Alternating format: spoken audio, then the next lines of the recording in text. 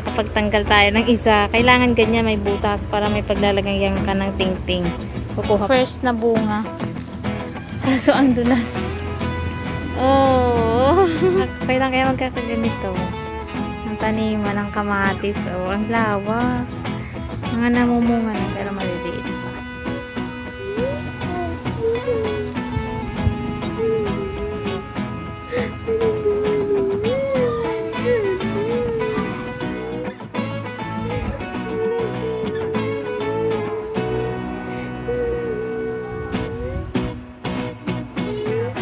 Hindi ko na i-vlog kanina kasi sabi ko baka fail na naman yung lakad namin.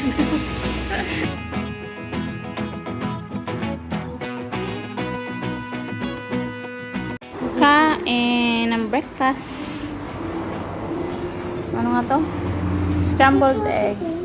Tapos sinangag. Tapos ham. Yan, kain na. Ano ba yun na? Ano mo? Ano yun? Ayun, ang daming kutsara. Oh, kain na, kain. Nagitimpla pa ako ng kape.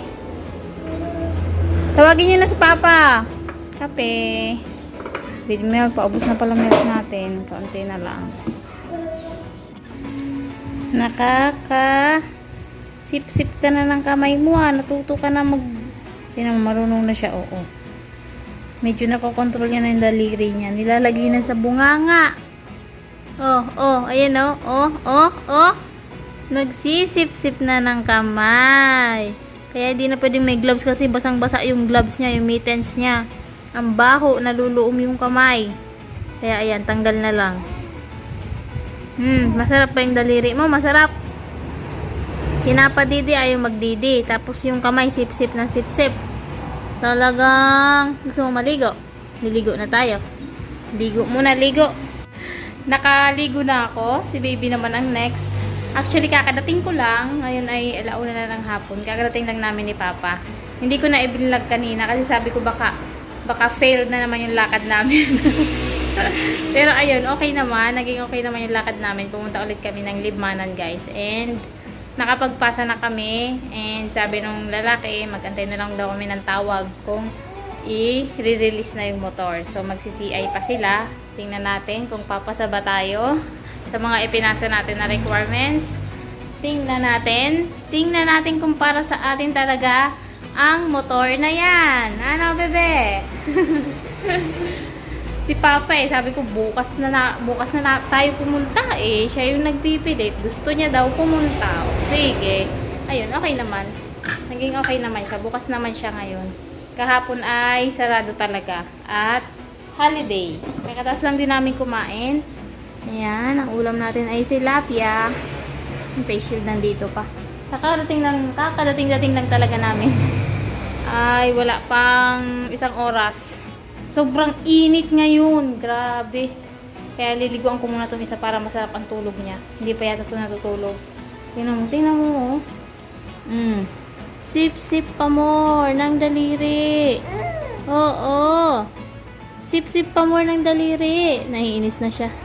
Liligo na tayo, liligo na.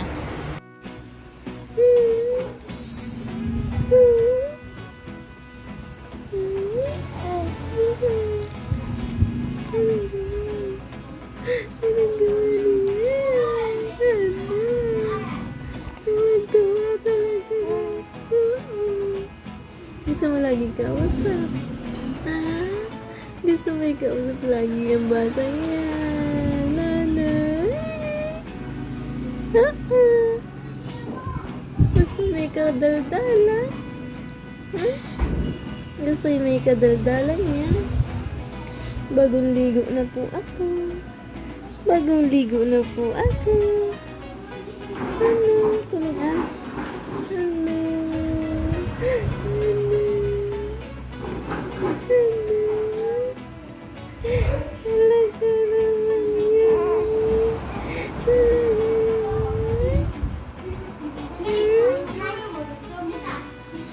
Buwis buhay naman dito. Buwis buhay ang tulay.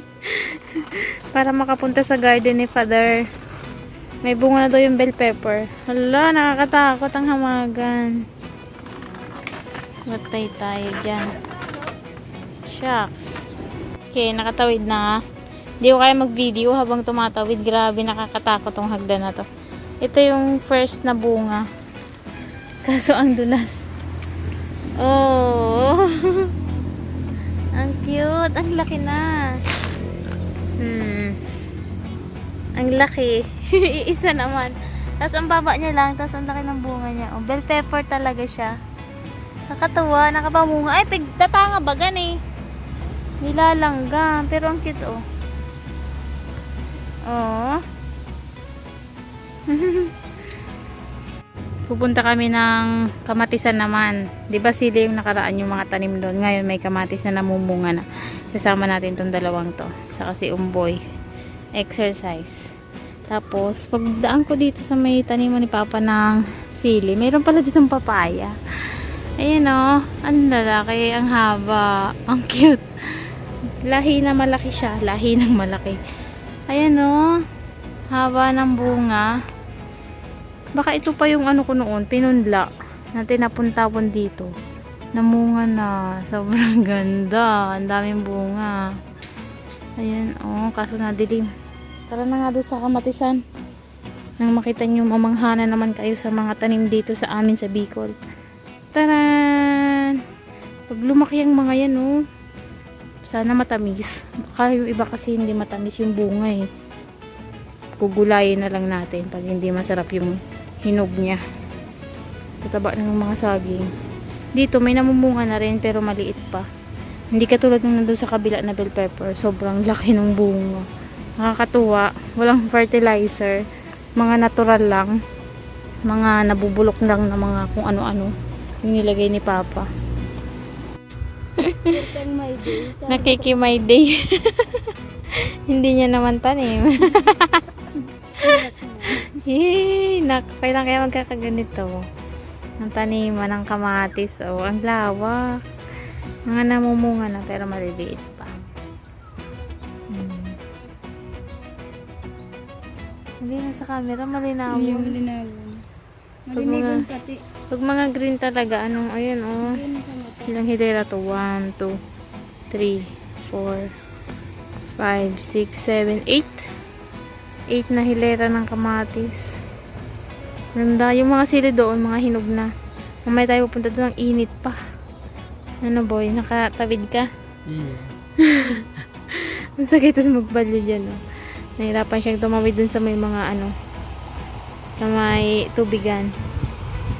Ang ganda oh, kay Manoy Alan pa rin to. Yung pinakita ko sa inyo na silihan noon. Ngayon naman ay kamatis sa kabilang side. Dun yung sili. Ayun, yung mainit pa. Kita nyo oh, kitang kita yung mga bunga ayun oh. Green na green.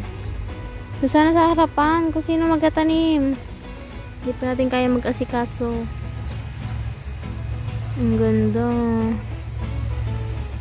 Ayun yung bahay, no? Nagtatanim dito. Doon.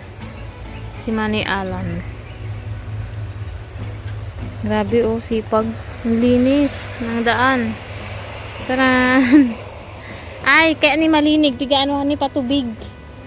Kaya malinig siya. Pag papasok dito yung tubig, dito dadaan yung tubig. Kaya ganyan kalinis. Tapos sisiwagan yan, pambubo. Doon na tayo sa sili at wala nang init. Tara. Ayan. Sili pa more. Bagong batch na to. Kasi yung dating pinakita ko sa inyo na una, doon pa yun sa may unahan. Mga hinog na yung bunga. Ito yung bago. Bago pa lang na bunga. Galing no? Ang dami oh. Kintab pa. Paano kaya nagiging makintab yan? Tapos yung mga dahon parang walang sira. Walang mga sira yung dahon. Walang langgam. Walang kahit ano. Ang galing. Yan yung una oh. Hinog-hinog na oh. Yung mga nandyan na unang pinakita ko sa inyo. Yung mga hinog na yung bunga. Ay, ang init na naman. Patay.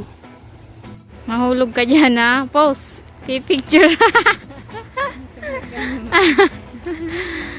Pamain na lang po. Pamain na lang po ng halaman na to. Sino may gusto? Elephant ear. Di ba yung... Kasi nga itubing nagabalito sa TV Patrol. Yung nasa TV Patrol na newscaster ng mga artista. Ayan may ganyan siyang halaman. Dito damo lang yan eh. Damo lang. Kamuting kahoy. Ay hindi, gabi yata yan. O mga pagkanbi sa Bicol. Yan na, gabi. Daiga pa kinapod itong saro. Nalingaw ako. Ang init kasi eh. Pati ito tinatanggal to dito sa pinaka. Dapat marunong ka magtanggal para yung ito, matanggal mo itong nasa loob na to. Tapos lalagyan siya ng ting-ting. Tapos, iikot yan. Iaano mo sa hangin. Paano nga nito? Magtanggal? Hindi ako marunong eh. Nakapagtanggal tayo ng isa. Kailangan ganyan may butas para may paglalagyan ka ng ting-ting. Kukuha pa nga ako. Ayan that ganyan yung matanggal mo. Kuha pa sa lubong ko kay Juliana. Ito. Giikot lang pala siya. Sabi ko, sino yung nangunguha ng sitaw doon? Yung kaklase ko pala si Aileen. Nagbablog din to guys. Shout out to Aileen Barsaga. Magkano mo yan? Ay, oo. Kaya mo yan. Struggle is real. Yan pala exercise mo. Hakbang ng yan, hakbang. Sige. Kaya mo yan. Yung isa dapat. Alalayan mo, be. Alalayan mo kaya. Kaputan mo. Kaputan mo. Yan. Sige. Diba? Carry. Mga naggala kasi gamitin pala nila yun sa community pantry sa Mambulo. Kaklase ko yung taga Mambulo siya, si Aileen. Naggawa sila ng community pantry everyday. So ayan, ito dinonate ni Manoy Alan yung sitaw dyan. Kaya kinukuha na nila ngayon for tomorrow sa kanilang community pantry doon. Nagpaparinig nga eh. Sabi niya, baka naman. Mga minsan magdodonate tayo kahit itlog. Saan? Kala ko ining harong igdi sa inutan. Gimana buyat garo yan? Si kita juicy yan. Iyo.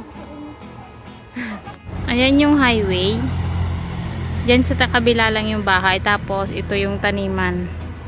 Yung mga pisi-pisi na puti na yan. Ayan. Malapit lang, di ba? Ayun na yung dalawa. Iniwan ako. Atin tonight ay kawawa naman talaga tong tadtara namin. Aba, durog-durog na Alam namin ay galonggong na prito. Tapos mamaya lalagyan ni Papa nito, igigisa dyan, tsaka itlog. Sarsyado ang tawag or cardillo. Yung tawag nilang cardillo, ang tawag naman namin sarsyado. Sarap.